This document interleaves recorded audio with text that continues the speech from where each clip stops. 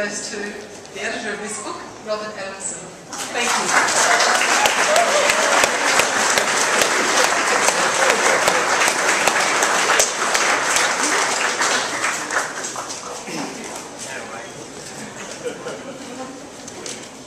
It's wonderful to win this particular prize, the Blake Prize. William Blake was one of the first poets that really seized my imagination. I hadn't looked at poetry or thought about poetry after I left school for at least 10, 12 years. Finally I picked up a book of Blake and thinking, oh well, there might be something interesting in this. I didn't know who he was even, really. And I didn't know anything about him. But I started reading a poem called The Auguries of Innocence, and that's the one with all these incredible couplets in it, like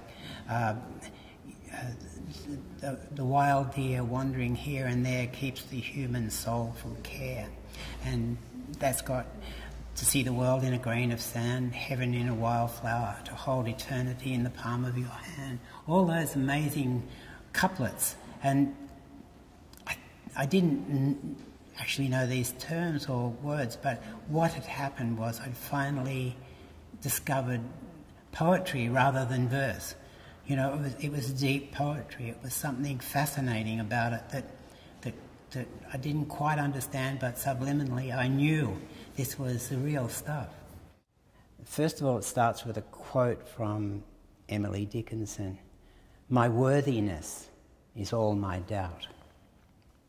Emily Dickinson. A poem without birds.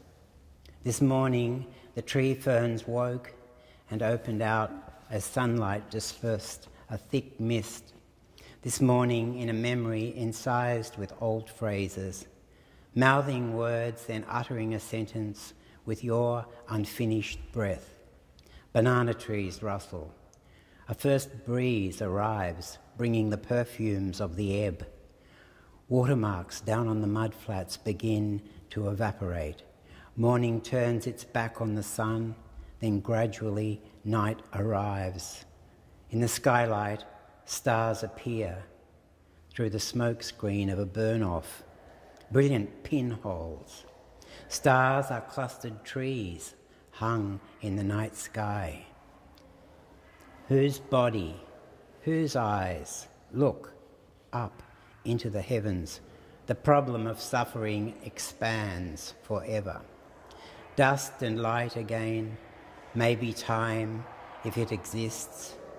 On the table, a cicada flecked with flour, opening its dry cellophane wings. The cat flies across the polished space, illuminated by the kitchen's energy light-saving bulb, a Phillips genie. Life like a dirty wind blowing straight through a snowy head. Cat's eyes, tint of fur, rustling wings.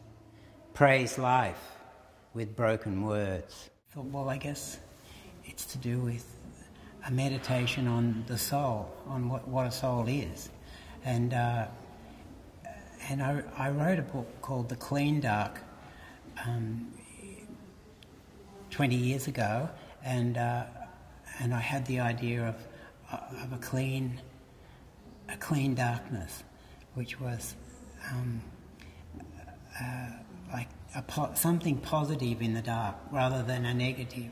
I wanted to sort of show that darkness isn't necessarily a totally negative thing. And there is also lots of examples of poets that have written about this. There's novellist poems about the night, hymns to the night. There's lots of poets that have written about the night, and I wanted to think about night, light, dark, and soul. So, you know, they're such loaded things. So it becomes heaven and hell, and all the things between. The second part is called A Preliminary Sketch, and again a quote from Emily Dickinson. "What I see not, I better see." An old shack by the river, deserted for years now. haunted by mesh nets and anchor rope. Wild apple trees grow out the back. A charcoal sketch of this scene unfurls before me on a sheet of mist.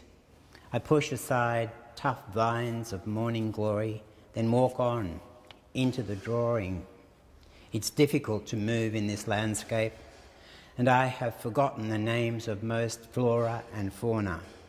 Cross-hatched charcoal enfolds me. I become a part of the subject matter, my shape drawn carefully, sharp and figurative. However, precision no longer interests me.